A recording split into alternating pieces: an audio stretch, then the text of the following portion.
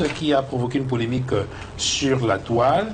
Je partage avec vous, n'est-ce pas, cet extrait-là. Le chef de l'État dit, pourtant, l'emploi salarié, et vous le savez, n'est pas le seul moyen d'insertion dans le marché du travail. Il existe d'autres voies.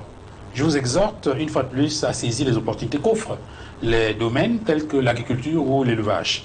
Le parcours de Samuel Tony Obambikwe, qui a créé une industrie agricole, ou encore du jeune Tata Bakari, aujourd'hui à la tête d'un important complexe fermier, devrait vous inspirer. Alors, deux noms qui ont été cités dans le discours du chef de l'État, mais qui sont sujets à polémique, notamment le cas de Tony Obambikwe. Et en fouillant, on est tombé sur une sortie.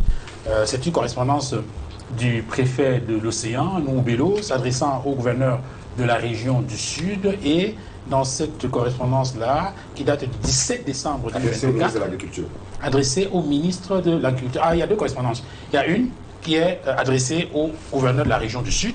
Il y en a une autre qui est adressée au ministre de l'Agriculture. Donc celle du 17 décembre 2024, c'est bien celle adressée au ministre de l'Agriculture. Sous couvert le gouverneur. Sous couvert le gouverneur, voilà, merci.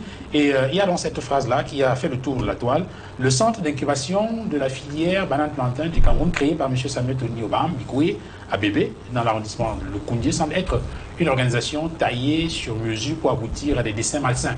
Depuis sa création, ce centre aurait bénéficié de plusieurs centaines de millions d'appuis et de subventions diverses provenant de structures étatiques, privées et autres organisations non gouvernementales. Pourtant, cette structure n'existe que sur le papier et n'exerce aucune activité visible sur...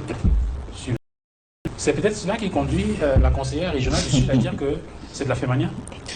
Bonjour les amis, bonsoir. Selon l'heure à laquelle vous allez regarder cette vidéo, les amis, vous avez très bien entendu dans ces premières minutes, n'est-ce pas, de la vidéo, de quoi il est question. Il s'agit d'un modèle de jeune que notre papier national a choisi pour la jeunesse. Il souhaiterait que la jeunesse s'identifie à Tony Obama. Alors les amis, nous n'allons pas, je vais pas beaucoup prendre du temps. Tout ce que je te demande de faire, c'est de liker, partager, t'abonner et aussi aller t'inscrire sur les listes électorales parce que le moment venu, tu dois défendre ton vote, tu dois défendre ta liberté, défendre ton pays. Ton pays a besoin de toi. Et n'oubliez pas, la cagnotte du professeur Maurice Kamto est là. Nous devons contribuer massivement. Écoutons la suite de la vidéo pour être mieux édifiés sur le type de jeunes que le président aimerait que nous, n'est-ce pas, que nous copions. Bonne écoute. 1982, le régime de Yaoundé veut nous imposer ces modèles, des contre-modèles et des anti-modèles qui sont érigés en référence qu'on veut présenter au peuple camerounais comme des exemples à suivre. D'abord, eux-mêmes à la tête de l'État, ils se sont positionnés comme des exemples, comme des modèles, comme des gens qui tiennent la palme d'or de la rectitude, qui tiennent la palme d'or de la rigueur, la palme d'or de la bonne conduite à la tête de l'État, la palme d'or aussi du travail bien fait dans ce pays. Avec le temps, on s'est rendu compte que ce sont plutôt des individus mal intentionnés, des individus qui ne totalisent aucune valeur intrinsèque, qui veulent pourtant se positionner aux yeux du monde, aux yeux du peuple camerounais comme des exemples à suivre. Et c'est comme ça que la population, le peuple camerounais s'est identifié aux féminin, s'est identifié aux voleurs, s'est identifié aux gens peu conseillables, à la jeunesse très vulnérable. Dans ce pays, on a eu des individus, des personnes qu'on a érigées au parangon de la rectitude,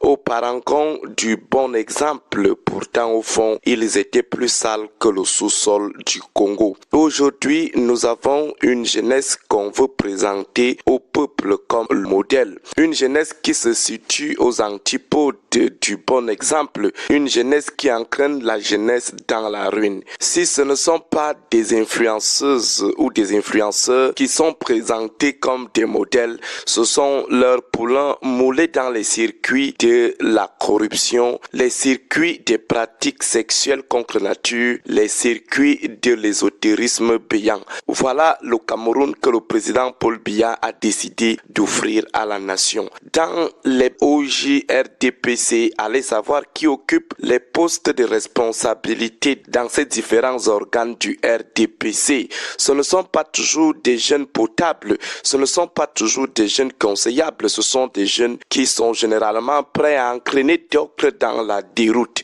Allez regarder ceux qui sont à la tête du Conseil national de la jeunesse, des démembrements de cet organe. Ce sont généralement aussi des jeunes qui ne peuvent pas revendiquer une certaine exemplarité dans leur vie, l'exemplarité dans la combativité existentielle. Qui sont ces jeunes qui sont à la tête des OJRDPC? Qui sont ces jeunes qui sont à la tête du Conseil national de la jeunesse? Même les histoires qu'ils appellent députés juniors et sénateurs juniors. Lorsqu'on veut parler de la jeunesse, ce n'est pas toujours la jeunesse potable, la jeunesse qui est conseillable, la jeunesse qui est fréquentable, la jeunesse qui doit servir de référence. Les vrais jeunes, ceux-là qui brillent par leur exemplarité, qui brillent par leur combativité, abnégation, résilience, ils ne sont jamais pris pour référence. Ceux qui sont mis en avant, ce sont ces jeunes anti-modèles qui sont cooptés dans leur circuit obscur et qu'on veut imposer à la jeunesse comme des modèles. Et c'est comme ça que la finance publique, les budgets, l'argent détourné est versé à ces jeunes sous le prétexte qu'ils font bien dans l'entrepreneuriat, qu'ils vont fructifier les bons exemples et servir de leçons aux autres jeunes. Qu'est-ce que ces jeunes qu'on veut imposer à d'autres jeunes ont déjà réalisé d'extraordinaire dans ce pays? Mais allez fouiller les différents budgets qui sont alloués, l'argent débloqué pour des projets fantoches, des projets fantômes, l'argent qui est alloué à ce type de jeunesse que le RDPC, le renouveau, veut imposer à la nation camerounaise. Allez regarder tous les programmes jeunes développés par les ministères en charge de la jeunesse ou en charge de la famille ou de l'enfant. Allez voir de ce côté, vous remarquerez que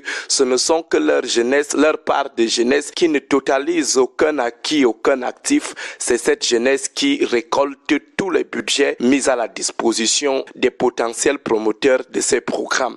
Allez également voir dans les postes de responsabilité, lorsque le président vous fait savoir qu'il a promu un jeune au sein du gouvernement, interrogez le background de ce jeune, son profil, vous remarquerez que ce sont toujours des jeunes louches. Allez regarder au niveau des postes de responsabilité subalternes dans les communes, lorsqu'un maire vous fait savoir qu'il a promu un jeune, c'est généralement un jeune de sa famille ou un jeune qu'il est en train d'initier dans des choses purement obscures. Au Cameroun, il faut qu'on reprenne rendez-vous avec l'éthique, la valeur, la compétence et la méritocratie. Cette jeunesse-là qu'ils veulent nous imposer, il faut que la vraie jeunesse la conjure rapidement. L'autre jour, au niveau du palais des sports, qui étaient ces jeunes qui étaient autour des apparatchiks qui chantaient des glorias, des louanges au président de la République? Allez interroger leur background familial, social, professionnel ou spirituel et vous verrez que ce ne sont pas des jeunes comme ceux qu'on rencontre chaque jour en Kololoun ou alors à Mokolo.